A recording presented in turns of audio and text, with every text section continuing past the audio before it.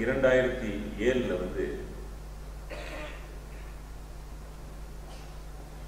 Britain high commission முன்பு நம்மலாம் போயிருக்கோம். போன காரணம் ஒண்ணுதான். அதாவது இந்த சிவில் வழக்கு வந்து மலேசியா ஏழைகள் சார்பில் பதிவு செய்யப்பட்டிருக்கு. நாங்கள்லாம் ஏழை, எங்களுக்கு பண வசதி கிடையாது.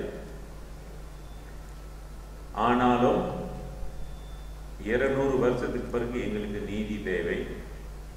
எங்களுக்கு இந்த நீதிக்காக வேண்டி எங்களுக்கு 2 வழக்கறிஞர்கள் தேவை. இந்த 2 வழக்கறிஞரும் பிரிட்டிஷ் ராணியார் இந்த வழக்கு அவங்களுக்கு எதிர்ப்பாக இருந்தாலும் கூட நீதிக்காக வேண்டி, நீங்க ஒரு ராணி, நீதிக்காக வேண்டி நீங்க 2 வழக்கறிஞரை கொடுங்கன்னு சொல்லி நம்ம கேட்டோம்.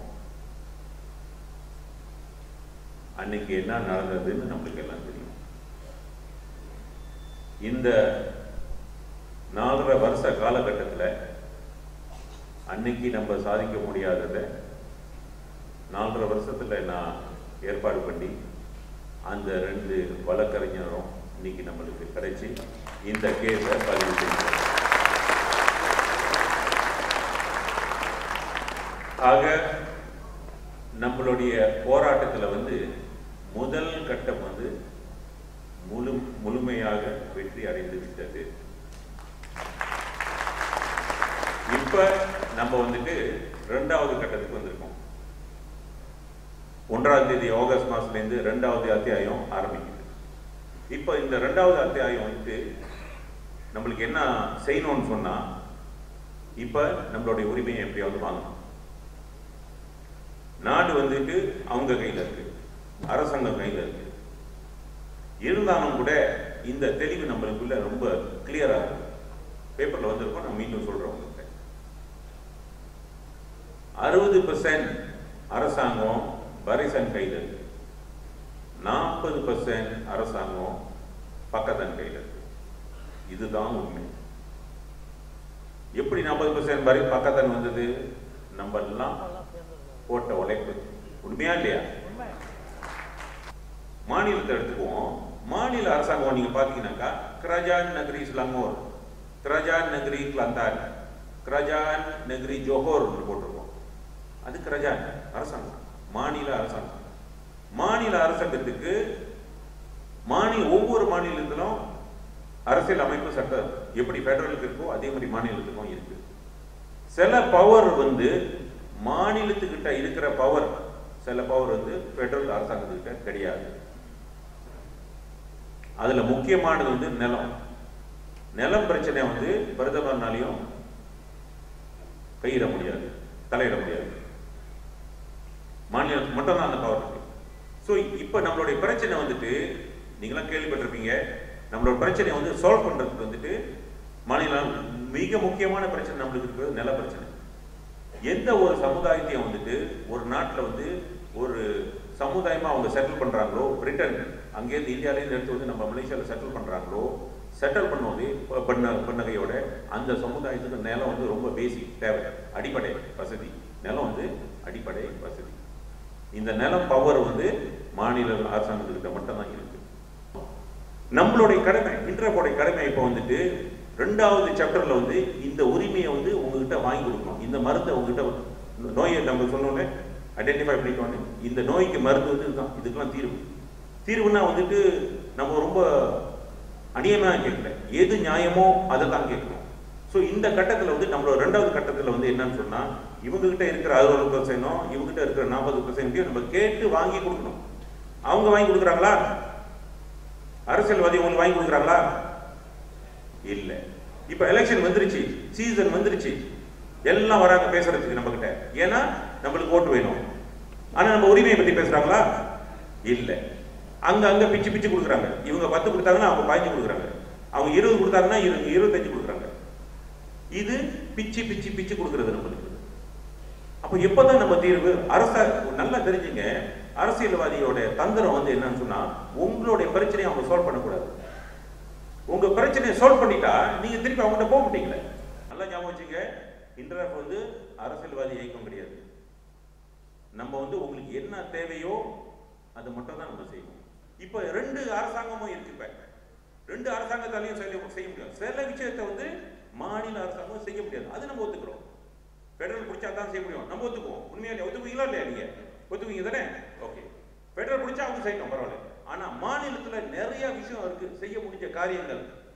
ஆனா அவங்க வந்து என்ன செய்யறாங்க, பீஸ் நான் சொன்ன மாதிரி கொஞ்சம் கொஞ்சமா கொடுத்த ஒரு பொன்னாடை எல்லாம் போத்திக்கிட்டு படம் பேப்பர்ல படம் எல்லாம் பெருசா இந்த டக்கு அது செஞ்சாரு, அந்த டக்கு இது செஞ்சாரு. அந்த படம்லாம் வேண்டாம். நம்மளுக்கு நம்மளுடைய அடிப்படை உரிமை வேணும். இன்ட்ராஃப் அதுக்கு தான் இருக்குங்க. இன்ட்ராஃப் வந்துட்டுங்க நாட்டில் வந்து 20 லட்சம் பேர் இருக்காங்க. நல்லா கேட்டுங்க, நாட்டில் 20 லட்சம் பேர் இருக்காங்க. மன்னிக்கும், 20 லட்சம் இந்தியர்கள் இருக்காங்க. இந்த 20 லட்சம் இந்தியர்கள்ல வந்து ஏறத்தாழ 5 இந்தியர்கள் வந்து நல்லா இருக்காங்க. நல்ல வசதியோட, நல்ல வேலையோட, நல்ல பிசினஸ் வாய்ப்போட நல்லா இருக்காங்க. கிராஜுவேட்ஸ், டாக்டர்ஸ், லாயர்ஸ், என்ஜினியர்ஸ் நல்லா இருக்காங்க. அவங்க பிள்ளைங்க நல்லா படிக்கிறாங்க. அவங்க பிள்ளைங்களுக்கு யூனிவர்சிட்டி கிடைக்கலன்னு சொன்னா அவங்களுக்கு கவலை கிடையாது, வெளியூர்ல படிக்க வச்சுக்குவாங்க. வெளியூர்ல படிக்க வச்சுக்குவாங்க. படிச்ச பிறகு என்ன சொல்லுவாங்க, பரவாயில்ல நீ வராது, அங்கேயே இருந்துரு, இங்க வேலை வாய்ப்பு இல்லை, நீ அங்கேயே இருந்துரு அப்படின்னு. அவங்களுக்கு பிரச்சனை கிடையாது. அவங்க ஒரு பிசினஸ் ஆரம்பிக்கணுமா, அவங்ககிட்ட பணம் இருக்கு, ஆரம்பிச்சிருவாங்க. கவர்மெண்ட் லோன் கிடைக்கலையா, பிரச்சனை இல்லை, போட்டுருவாங்க. அந்த 5 லட்சம் பேரை பத்தி, அந்த 5 லட்சம் பேரை பத்தி, அந்த 5 லட்சம் இந்தியர்களை பத்தி எனக்கு கவலை இல்லை. ஏன்னா அவங்க எப்படியும் பொழைச்சுக்குவாங்க. இன்ட்ராஃபோடைய கவலை வந்து என்னன்னு சொன்னா, இந்த 15 லட்சம் ஏழை இந்திய சமுதாயம் தான் எங்களுடைய மிகப்பெரிய கவலை.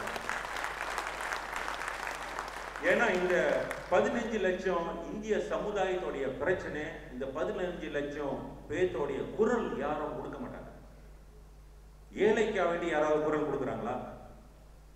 அதான் ஆங்கிலத்தில் சொல்லுவாங்க, நான் சொல்லியிருக்கேன், இன்ட்ராஃப் பேசும்போது, இங்கிலீஷ்ல பேசும்போது, இன்ட்ராஃப் is the voice for the voiceless. யார் யாருக்கெல்லாம் குரல் கொடுக்க முடியலையோ அவங்க சார்பாக நாம குரல் கொடுப்போம். அதை தாங்க இன்ட்ராஃப் செய்யும். 2வது சாப்டர் போராட்டத்தில் நம்ம ஒரு முடிவு எடுத்திருக்கோம். அதாவது அரசாங்கம்னா பரிசன் அரசாங்கம், பாகிஸ்தான் அரசாங்கம். இந்த பரிசன் அரசாங்கத்துக்கிட்டையும் பாகிஸ்தான் அரசாங்கத்துக்கிட்டையும் மலேசியாவை சேர்ந்த 15 லட்சம் இந்தியர்கள் சார்பில், ஏழை மக்கள் சார்பில் அவங்களுடைய உரிமையை நாங்கள் கேட்க போறோம். நீங்கள்லாம் அதுக்கு சம்மதிக்கிறீங்களா? சம்மதிக்கிறீங்களா? சம்மதிக்கிறீங்களா? எங்களுக்கு அந்த அத்தாரிட்டி கொடுக்குறீங்களா? சத்தம் வரல, கொடுக்குறீங்களா? நன்றி. உங்கள் அனுமதியோடு